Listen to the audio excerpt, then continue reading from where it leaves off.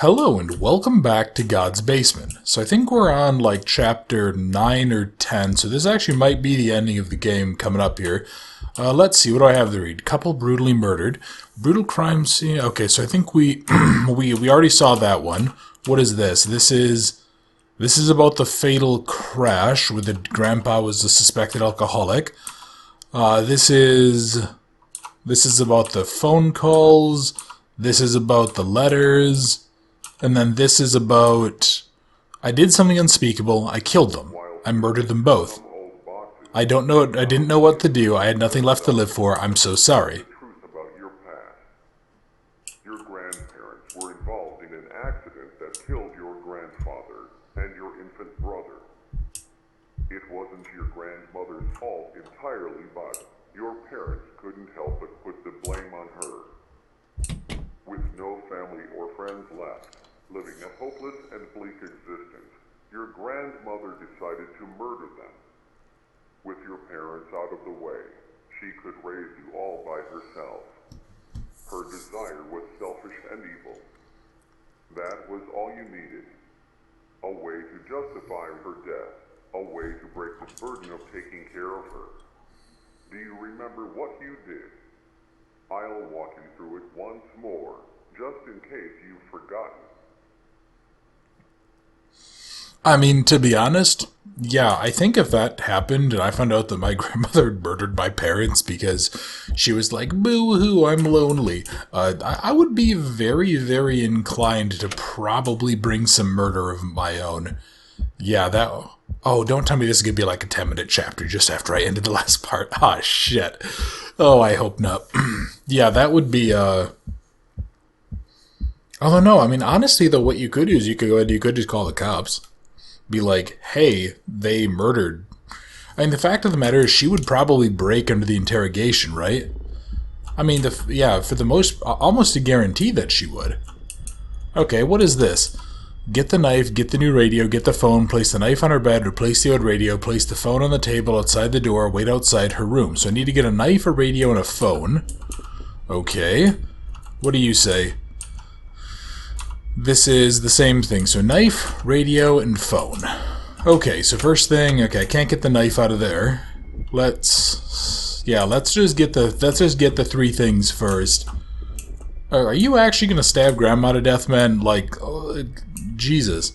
Oh, wow. Okay, so everything's just here. Okay, knife, radio, phone. So, knife on her bed, radio, replace old radio, place the phone on the table outside the door. Okay. So. Oh, hang on. We're gonna place, okay, radio goes, okay, so knife on the bed. Radio here. We'll wait outside. And then you put the phone there.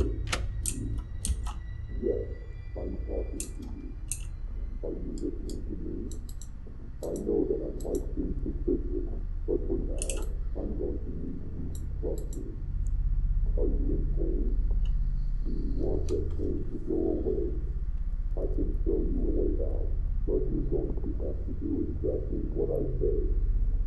Don't worry, very soon won't feel any pain at all. You won't have to suffer any longer. The first thing I want you to do is to grab the knife on your bed. You're doing a great job.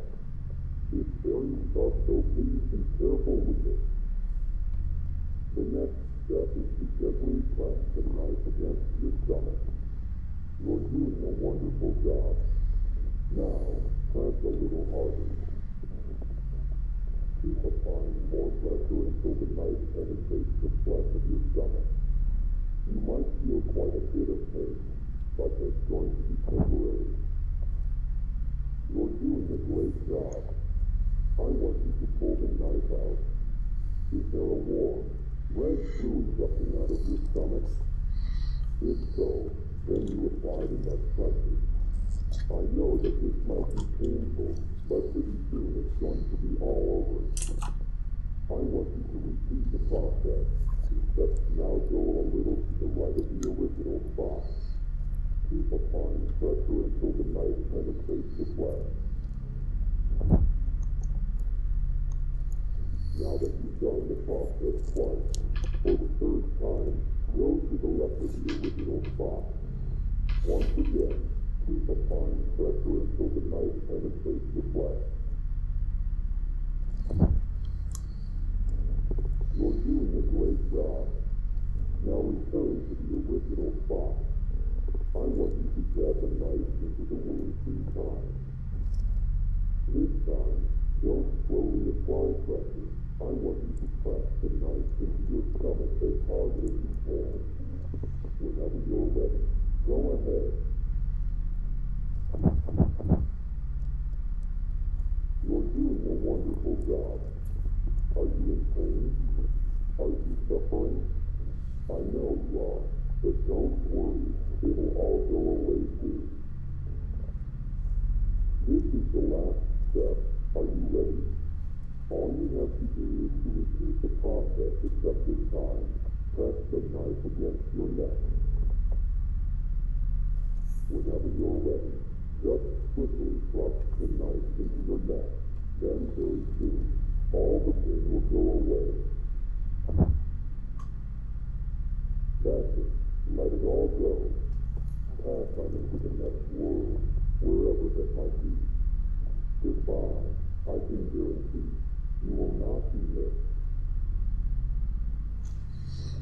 Huh. Well, that was dark. Fucking A. Jesus. Ugh. That just sounds miserable. That was a little bit too brutal of a method, in my opinion. Yeah, definitely a little bit more brutal than I would say was ethically acceptable, by far. So what, are we suffering because we did this? You murdered her.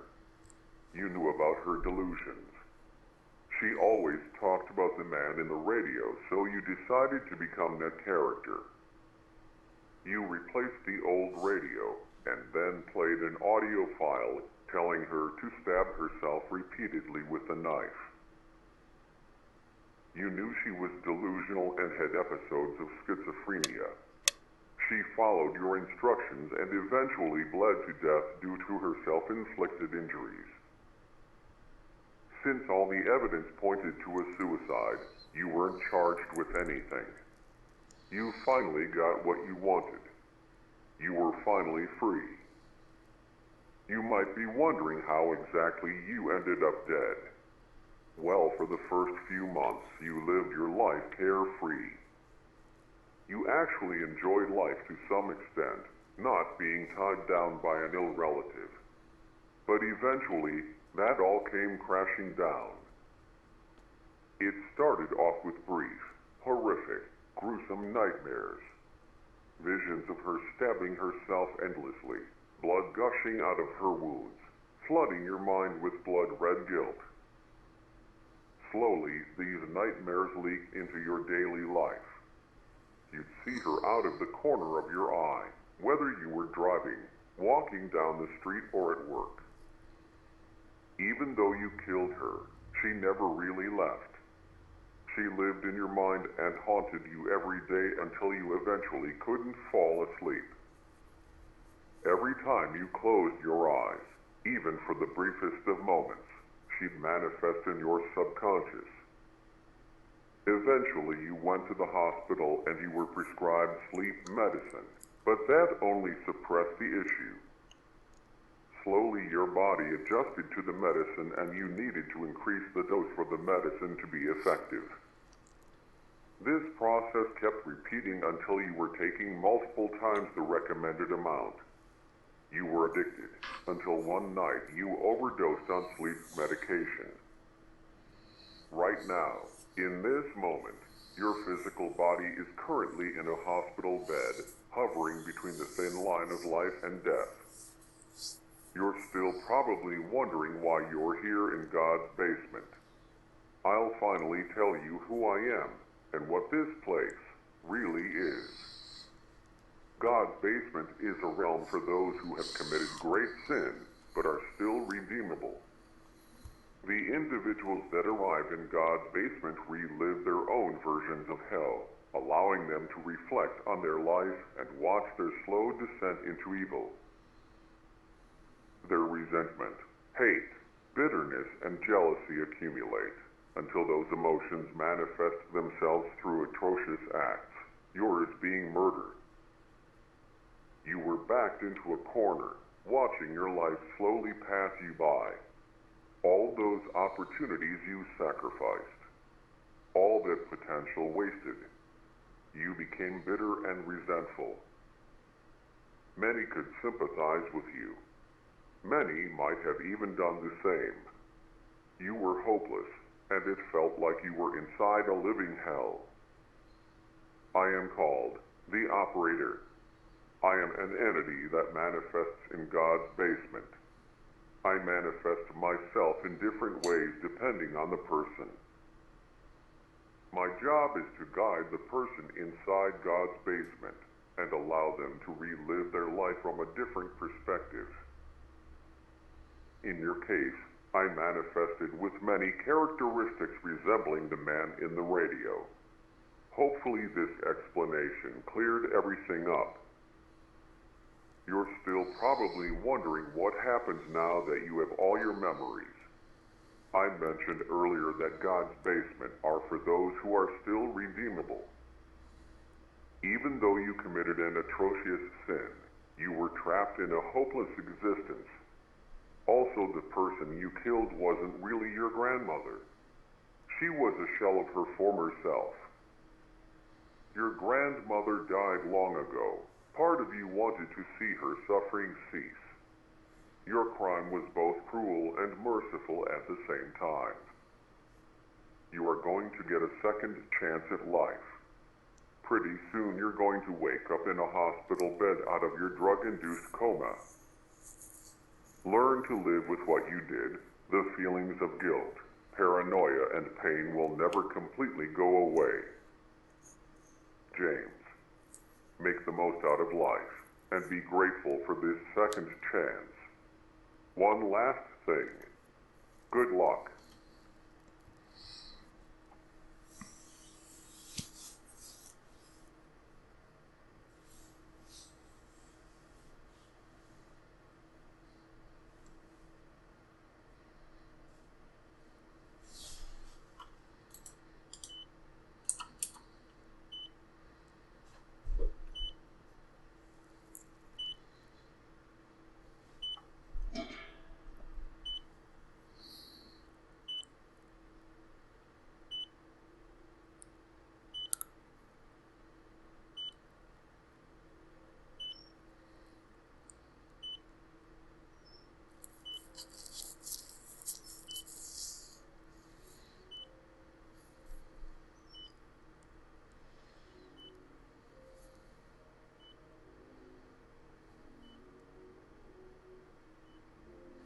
And that was God's Basement. Interesting game. Glad I was able to kind of figure out the story a little bit preemptively there. How do I feel about this one? There's a lot of stuff about this that I can point to that's good, and there's a lot of stuff about this that I can point to that's bad. But I think ultimately a lot of the bad mainly comes down to the fact that this is a walking simulator. This really isn't... Like, this is... Yeah, this is a walking sim, so anything that I point to that's going to be like, this made the game kind of suck, is just kind of going to be explained away by the fact that it's a walking simulator, so there's really nothing, you know, there's not really much you can do with that. Oh yeah, and that's the company that made this. You're the developer, whatever you want to call them, the group. Yeah, I mean, this was... It was interesting, like the idea of sort of this like pseudo-limbo that basically makes you relive your problems. I'm the developer of God's Basement. You've reached the end and I wanted to say thank you for playing the whole game. I'm pretty new to creating games, so I hope the experience is bearable. Hopefully you enjoyed the experience. Maybe someday I'll play another of my games if I'm able to release another one. Thanks again, Erebus. Oh, really? So this was, Oh, so the 35mm wasn't related to this guy. Maybe they just really liked that game then, I don't know. Or maybe they were heavily inspired by it, because I know that one's also a pretty significant walking simulator. Yeah, what do I really want to say? Like, there were definitely some moments that took way too long. the game had a lot of just kind of idle walking and waiting, walking and waiting, walking and waiting. And, I mean, at the end of the day, like, yeah, there were some spooks, but they were really just like, I was either just kind of expecting a jump scare, or it was just like something running at the camera, flailing its arms around. And, yeah, it had good atmosphere, but I think it needed to do more with it. But again, right, this is a walking simulator. The fact of the matter is that everything I'm going to say is going to be just the fact that it's a walking simulator. Overall, I'm happy I played this one, though. It was kind of interesting. I don't really have any sympathy for some of the characters here, especially the grandmother. Like, yes, it sucks, but I mean, then you find people. But then again, I think that is just something of a generational thing. Like, I think like millennials and presumably younger Gen Z now, I think they're going to be the ones that are maybe going to be more okay with that idea, and it might just be like the interconnectivity of our lives. You know, I regularly talk to people from all over the world, and, you know, some of my really good friends are in completely other continents, and that's not really much of a thing for some older generations that are like, you know, for them the idea is basically your immediate family and friends are all you have.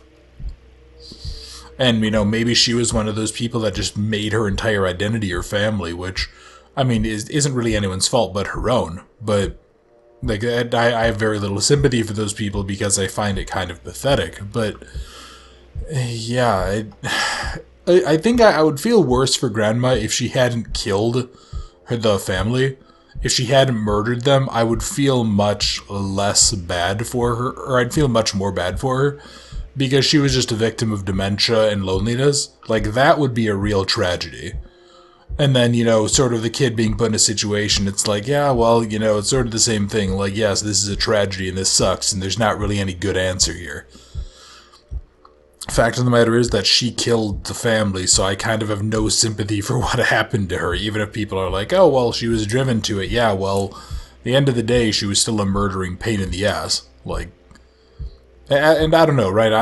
I know I'm very heartless, relatively speaking, compared to most people on this topic. But that being said, there was a lot of good stuff here. I mean, the game looks pretty good. It ran pretty smoothly. That is an interesting enemy design. Even if the running animation, I actually was looking at it once for one of the thumbnails, and boy, that running animation is fucking terrible. It's like every... Because it's basically like the arms to the left, up, and then to the right, and it just kind of like flails the arms around, and every frame was basically one of those three states. It would go like left, middle, right, middle, left, middle, right. Yeah, and that was just kind of silly. It looks fucking terrible. But that being said, I mean, it is an interesting little... It was an interesting enemy design, and there were definitely times in the game that it did definitely have me kind of spooked, and it was very, very tense until I sort of figured out what the game was going for. That being said, too, James is a bit of a dumbass, but I mean, he was 17, 18. You know, nobody at that age is smart in a relative sense, so I really can't hate on him too much. But I mean, overall, this was an enjoyable experience. I had fun with it as much as I might have kind of bitched and moaned about some of these things, and I hope you guys enjoyed it too. If you did enjoy, if you wouldn't mind, please leave a like or leave a comment. How did you guys feel about this game? And how do you guys feel about James and his grandmother, about their stories? Do either of them deserve any sympathy, or do you think that both of them were kind of irredeemably bad? Or do you think one was worse than the other? Now, I still firmly believe that James ultimately, the only thing that I think made him bad, really, was the fact that he made her die in a painful way. I'd have had him go for the neck immediately, or had Grandma go for the neck immediately, and then that would have probably killed her quick. But, yeah, other than that, I don't really think James did anything, like, wrong. Maybe in a legal sense, but, yeah, morally, I think, by and large, getting revenge for your murdered parents is not really that bad. And also, if you are new to the series, or if you're new to the channel and you enjoyed the series, if you wouldn't mind subscribing, I would really, really appreciate it. And for everybody else, thank you very much for watching God's Basement. I hope you enjoyed, and I look forward to seeing you in another series very soon.